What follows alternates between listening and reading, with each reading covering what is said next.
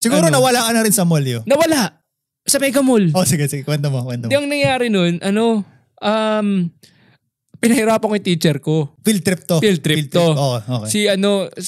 Di ko na maalala pangalan niya. Kundi kinder prep ako nito. May liga mo magtago dun sa mga damit-damit. Actually, hindi ako nagtatago. Pag may nakita akong sobrang interesado ko, pinupuntahan ko. Oo, lumalayo ka sa grupo. Oh shit. Lalo na pag inadaan kami ng Toy Kingdom. Oh shit, oo. Patay. Patay na. Na-delay yung buong field trip kasi nga nawala ako. Kasi alam mo yung ilang section yun. Anong grade ka nun? Siguro bro, prep. Oh. Prep, kinder, either one.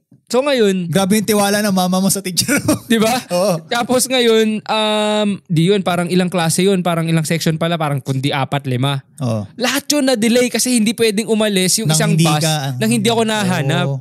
Tapos nag-iikot lang ako dun sa Toy Kingdom. Tapos hindi kami magkahanapan. Ang malupit pa nun, pinadalan ako ni mama nung, alam mo yung pagka nawala ka, pipindutin mo, tutunog siya. Oo, okay. Hindi mo dinala? Hindi ko pinipindot kasi nga hindi ko naman feeling na nawawala ako. Kasi namamasyal ka lang. Namamasyal lang ako. Tapos sila pala, sobrang worried na nawawala ako. Oh. So ngayon, parang sabi ni mama nun, simula ngayon, hindi ka na magpi-field trip. Sabi niya ganun. Simula nun, hindi ka na pinasama. Hindi na, parang pinasama niya ako mga grade 5 na ulit. Oh. Kasi ang mahal din ng yung diba, sa field trip, depende sa pupuntahan nyo. Minsan ang mahal din nung, kasi may extra kang babayaran, yung mga ganun. Kung nagkataon, kung di ka nahanap, magtatrabaho ka na sa sindikato. Namamalimos ka sa Caltex. Seryoso yun, di ba? Oo, seryoso yun, di ba? O yung mga nangunguha ng bata eh. So, awa ng Diyos, hindi naman. Kasi nung minsan, ginawa ko rin yun mismo kila mama na nagpunta kami ng Mega Mall.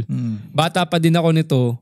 Nawala rin ako sa Mega Mall. Ang nakita na lang nila ako, inaabutan ako ng tsokolate nung nagtatrabaho sa Toy Kingdom. Kinukuha ko naman, tas nakita nila kumakain ako. Hindi nyo naalala ko, tas simula nun, binigyan ako ni mama nun yung tumutunog. Hindi ko naman ginagamit. Oh, shit. Kasi nga, feeling ko di man ako nawawala, sabat ko gagamitin. Diba? Buti nahanap ka na... For some reason, nahanap din naman. Kasi siguro, tanda ko paano ba yun? Parang nireport yata nung isang staff sa Toy Kingdom. May parang nag-iikot ng bata mag-isa lang. Oh. So syempre, parang buta, nakakita rin sa akin. Like, mabuting loob. Otherwise, nasa Caltex ako ngayon. Namamalimos ka. Hindi tayo nagpa-podcast ngayon, di ba? Ikaw, anong elementary? Ito kinuwento sa akin to nung tropa ko. Grade 2. Kasi, alam mo naman kasi section 2 yun eh. Yeah. Shoutout sa'yo pare, si Rich. Kinanta niya sa akin. Alam mo yung cartoons na Shider?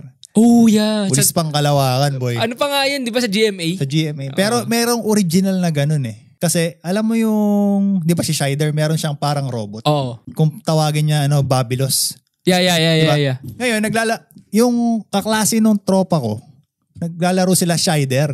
Parang kaklase ni Richie to. Kaklase ni Rich, yeah. Oo. Yeah. Naglalaro sila ng Shider. Tapos, di ba, ang nangyayari? Pag tinatawag ni Shider si Babylos, tumatalon siya. Nagpunta siya sa platform. Tapos sumigaw siya, Babylos! Tangina, hindi dumating si Babylos. Putok yung ulo. Si Rich yung tumalon? Hindi, yung kaklase ni Rich. Tangina, pil niya siya. Di ba kasi pag tinatawag ni Shider si Babylos, dumadating, tapos sasaluhin siya ni Babylos, di ba? Tangina, pag sigaw niya ng Babylos, hindi dumating si Babylos. Babylos, patok ulo. Tarantado. Babylos, patok ulo. Patok ulo. Hindi dumating si Babylos, pare. Puta, tumalon. Pero hindi si Rich yung Babylos. Hindi, kinuwento lang sa ni Rich.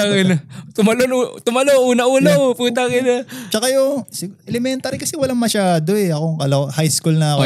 Simulan natin sa high school. Pero yung, taka lang, elementary muna tayo, yung nauso ba sa inyo yung mga noisy? Oo, sinusulat sa board. Oo, sinusulat sa board yung mga... Oo, banas ako din yung mga teachers pet na yung may president, vice president, secretary, treasurer. Oo, may mga ganun pa. May mga escort. Ganyan. Taka na inis ako dyan pagka yung ililista kang noisy. Lagi nga ako nalilista sa noisy eh. Bad trip eh. Actually, to be honest, nasubukan ko na yung both spectrums ng yung... Naglista ka na ba ng noisy? Naging rin ako, officer ako. So naramdaman ko din yung parang nag-exercise ka ng power na alam mo yun, yung kahit anong gawin mo, mapapatahimik mo sila tapos may -5 pagka hindi sila pag hindi tumigil. So, meron akong experience din na yung parang nasa spectrum na okay sa academic tsaka yung talagang kagaguhan. Oh, yeah. So yung isa sa mga naging ano ko dyan, kasi nung tumanda-tanda na ako, kasi from co-ed, nung grade 3 ako, nag-move na ako sa all boys. Diyan na, dumami na lalo kalokohan yan kasi mga kasama mo, puro maloloko na eh. Puro lalaki pa kayo, sama-sama kayo. Oo, puro kalokohan. Di ngayon, may one time nito bro, like grade 6 elementary pa. For some reason, tangin na itong mga klase ko na, nasa likod kami nakaupo. Yeah. Tapos yung teacher namin nun, science teacher namin, isa sa pinaka-stricto na matandang teacher. Shoutout mo muna ang alma mater mo.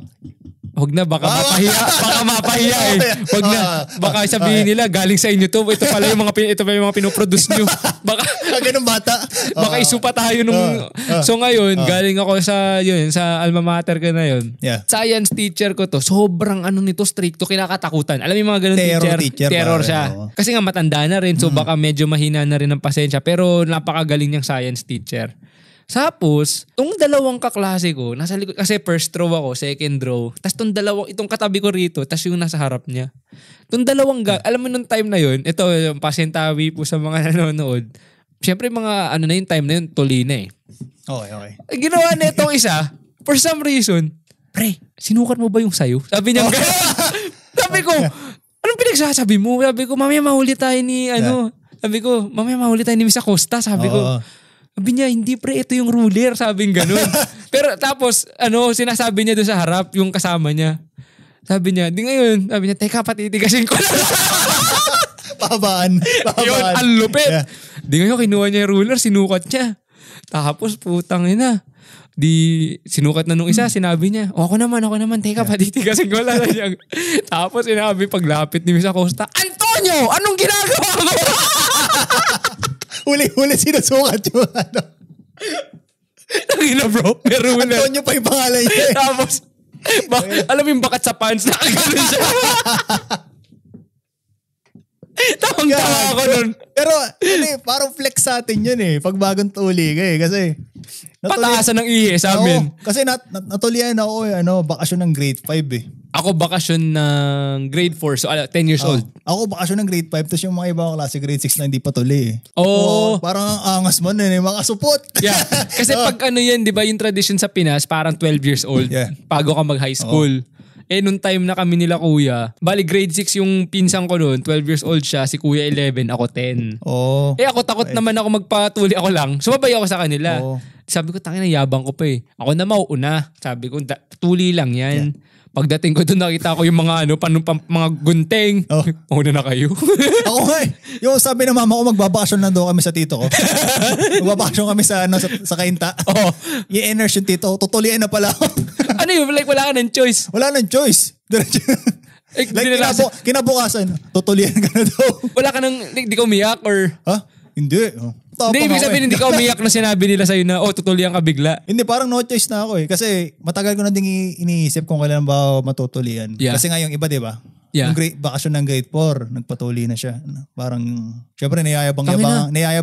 Parang flex nga diba? sa Pinas eh. Pero tangin na, ang hirap kasi nun bro. German cut pa nga yan eh. May ganun mga Pilipino cut. May mga cut pa yan, di ba? Na ano ba sa inyo? Like sa inyo ba, nag-ano ka, yung parang nagsuot ka ng saya? Like nag-dress ka? Para hindi kasi, basketball shorts lang na maluwag eh. Kasi tas lalanggasin mo yun eh. Langgas, yung bayabas. Naalala ko nung bro, like nung una, di ba pagkatuli.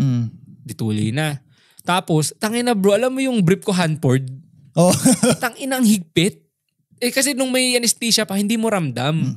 Walang yan, nagbibrief ka? Bago tuli? Yeah. Ibang klase ka, boy. Hindi yun yung yun nga yung tingin ko kaya nagpatagal lalo eh. Pero nung nung di umuwi kami, ganun, tangina bro, nung wala na yung anesthesia, umiiyak na yung, like luwang-luha na ako sa sakit. Tapos si Tito dinadampa sa lubak. Bang! Ganun. Yeah. Tapos ang hirap hubarin nung garter, bro, kasi sobrang kapit. Like kumapit na yung yung dugo, yung betadine. At saka yung tapos ang higpit niya, 'di ba? Yung ang sakit nun. Parang naipit yung mo sa zipper eh, no? Yeah, nangyari na sa akin yun. Sakit, grabe. Ang sakit nun, parang ganun, bro. Tapos hindi ko may paliwanag yung sakit. Siguro after a week nun, tapos sa yun yung pagka-uwi ko, the following day, sabi ni mama, mag-shorts ka rin sobrang lang. Yeah. Tapos yung lakad mo laging, ganyan ka maglakad. Yeah. Siguro, tapos ang malupit nun yun, like parang, di ba, tinuli ka mga yun. Tapos 2 weeks later, putang ina, papunta kami sa beach.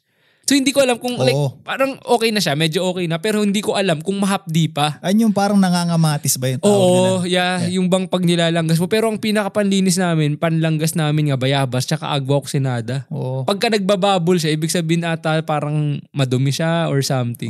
Oo. Usong-uso nga yun eh. Kasi Yeah. pag nasusugatan ako yung parang Agwa. di ba agwa oxinada tas betadine. Tapos nagbubula siya, di ba? Papabulay mo muna. Oo. Tapos lalagyan mo ng betadine. Oh. Ganun. Tapos sabi ko, tangina. Tapos sabi nila kuya sa akin, mauna ka lumublob para kung masapde. Hindi kami lulublob. Tapos naalala mo pa yung yung powder na penicillin. Oh, yeah. Nilalagay pa yun sa top ng sugat Oo, para yeah. hindi ma-infection. Naalala ko, yeah. Tapos naalala ko rin nung yung parang pag nasugatan ka, ayaw mo nagpapalagay ng alcohol kasi masakit. Oh, yeah. Yung papaliguan, tapos tsaka mo lalagyan ng betadine, yung ganun. Pero anyway, yun nga, yung ginagawa na huli ni Miss Acosta. Tapos, alam ko grade 6 pa ako nun. Tapos, ewan ko kung sa inyo nun, uso sa school ba ninyo yung may fundraising ng dyaryo? Like, sa amin may parang para siyang competition per classroom. Okay. Magdadala kayo ng dyaryo. Ngayon, yung dyaryo na yun, pataasan by the end of, quarter. Yeah. So ngayon, yung may pinakamaraming dyaryo sa siya yung mananalo na class. Parang madaming benta na dyaryo? Like pataasan yun eh, tapos dadangkalin, tapos ibebenta ng school. So parang hindi ko alam kung kapag nabenta ng school yung dyaryo, hindi ko alam kung yung classroom din yata yung makikinabang. May isa ka bang column doon? Basta may doon, basta yung Hindi, like ang inano ko yung nagsulat ka din ba ay, doon? hindi. Okay. Alam mo yung lumang dyaryo lang? Yeah. Yung ganun. Yung tik-tik, yung mga Ganyan, tik-tik, Philippine Inquirer. Naalala ko pa nun, bawal daw magdala ng may Cerex eh. Tanginang niya, sabi namin, dyaryo din naman yun. Ibang dyaryo yata. yung Abante, mga ganun. Yung may kwento pa yun. Yung may mga kwento, yeah. Anyway, di yun, nilalagay na, like para siyang, na siya, naging gawi siya, lagi siyang ganun. Yeah.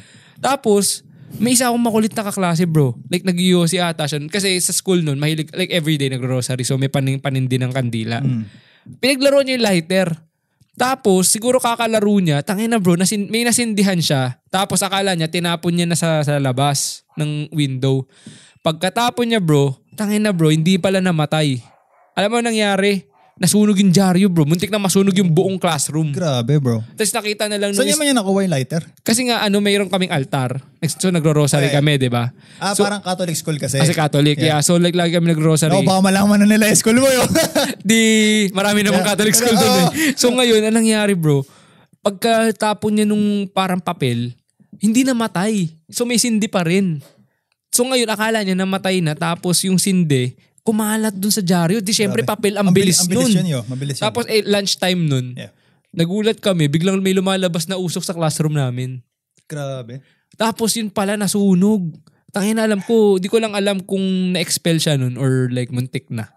Siguro, expelled na yun. Antindi bro. Kasi yung alam mo yun, nagpa-practice pa kayo ng fire drill eh. Yeah, Di ba? tapos ganun. Duck cover and hold. Pag earthquake. Pag earthquake drill, di ba? Kasi iniisip ko, alam mo yung kasi yung upuan namin dun bro, like armchair. Sabi ko, paano ka magda-duck cover and hold dito? Yung isang kaklase sobrang taba. Paano ka magkakasya? Like, kasi, di ba? Ang nakakainis dito nung high school natin dito. Tangina, ang lamig. Tapos magde-drill. Tapos sa labas, di ba? Sa labas, oo. Bad Yeah. trip eh.